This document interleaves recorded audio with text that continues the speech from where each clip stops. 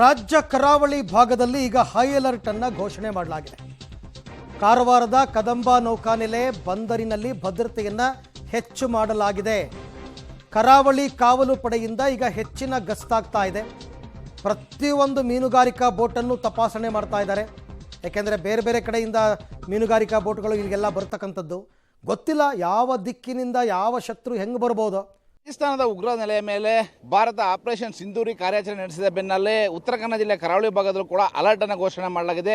ಕರಾವಳಿ ತೀರ ಪ್ರದೇಶದಲ್ಲಿ ಈಗ ಸಾಕಷ್ಟು ತಪಾಸಣೆ ಮಾಡಲಾಗ್ತಾ ಇದೆ. ನೀವು ನೋಡಬಹುದು, ಇವತ್ತು ಕರಾವಳಿ ಭಾಗದಲ್ಲಿರುವ ತಟರಕ್ಷಕ ದಳವು ಕೂಡ ಈ ಭಾಗದಲ್ಲಿ ಈಗ ತಪಾಸಣೆಯನ್ನು ಹೆಚ್ಚು ಮಾಡಿರುವಂತದ್ದು ನೀವು ನೋಡಬಹುದು. ಈ ಭಾಗದಲ್ಲಿ ತಟರಕ್ಷಕ ದಳದವರು ಈ ಭಾಗದಲ್ಲಿ ಈಗ ಕಾರ್ಯಾಚರಣೆಯನ್ನು ಮಾಡುವಂಥದ್ದು. ಯಾಕಂದ್ರೆ ಅರಬ್ಬಿ ಸಮುದ್ರದಲ್ಲಿ 12 ನಾಟಿಕಲ್ ಮೈಲು ದೂರದ ನಂತರ ಈ ಭಾಗದಲ್ಲಿ ಕೋಸ್ಟಲ್ ಗಾರ್ಡ್ನವರು ತಪಾಸಣೆಯನ್ನು ಮಾಡುವಂಥದ್ದು. ಅದರ ನಂತರದಲ್ಲಿ ಕರಾವಳಿ ಕಾವಲು ಪಡೆಯವರು ಕೂಡ ಈ ಭಾಗದಲ್ಲಿ ಹೆಚ್ಚಿನ ತಪಾಸಣೆಯನ್ನು ಮಾಡುವಂಥದ್ದನ್ನು ನಾವು ಗಮನಿಸಬಹುದಾಗಿದೆ.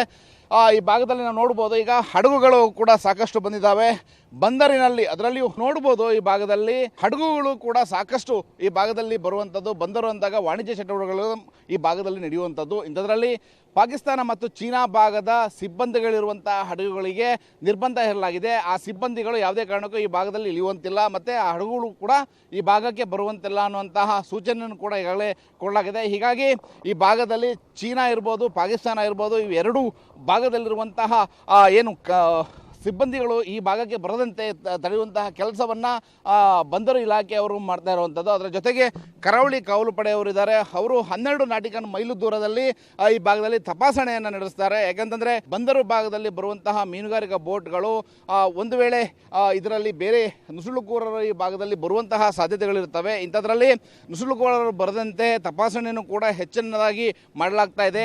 ಪ್ರತಿ ಬೋಟ್ನಲ್ಲಿಯೂ ಕೂಡ ಕಾರ್ಯಾಚರಣೆಗೆ ಇಳಿಯಲಾಗ್ತಾ ಇದೆ. ಅಲ್ಲಿಯ ಪ್ರತಿಯ ದಾಖಲೆಗಳನ್ನು ಕೂಡ ಪರಿಶೀಲನೆಯನ್ನು ಮಾಡಲಾಗ್ತದೆ.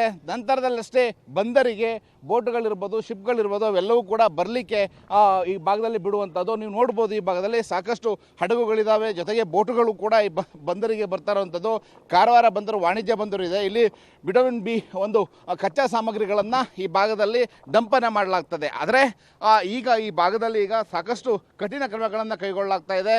ಜೊತೆಗೆ ಇವತ್ತು ಏನು ಪಾಕಿಸ್ತಾನದ ಮೇಲೆ ಉಗ್ರ ದಾಳಿ ಏನು ಹಡಗುದಾಳಗಳ ಮೇಲೆ ದಾಳಿ ಮಾಡಲಾಯಿತು, ಅದರ ನಂತರದಲ್ಲಿ ಮತ್ತೆ ಪಾಕಿಸ್ತಾನವು ಕೂಡ ಯಾವುದೇ ಸಂದರ್ಭದಲ್ಲಿಯೂ ಕೂಡ ಎಲ್ಲಿ ಬೇಕಾದರೂ ದಾಳಿ ಮಾಡುವಂತಹ ಸಾಧ್ಯತೆಗಳಿರ್ತವೆ. ಈ ಹಿನ್ನೆಲೆಯಲ್ಲಿ ಕಾರವಾರ ಬಂದರು, ಅದು ಅರಬ್ಬಿ ಸಮುದ್ರ ಭಾಗದಲ್ಲಿರುವಂತಹ ಕಾರವಾರ ಬಂದರಿನಲ್ಲಿ ಸಾಕಷ್ಟು ತಪಾಸಣೆಯ ಜೊತೆಗೆ ಸ್ಟ್ರಿಕ್ಟ್ ಆಗಿ ಎಲ್ಲವನ್ನೂ ಕೂಡ ಈ ಭಾಗದಲ್ಲಿ ನೋಡಿಕೊಳ್ಳಲಾಗ್ತಾ ಇದೆ.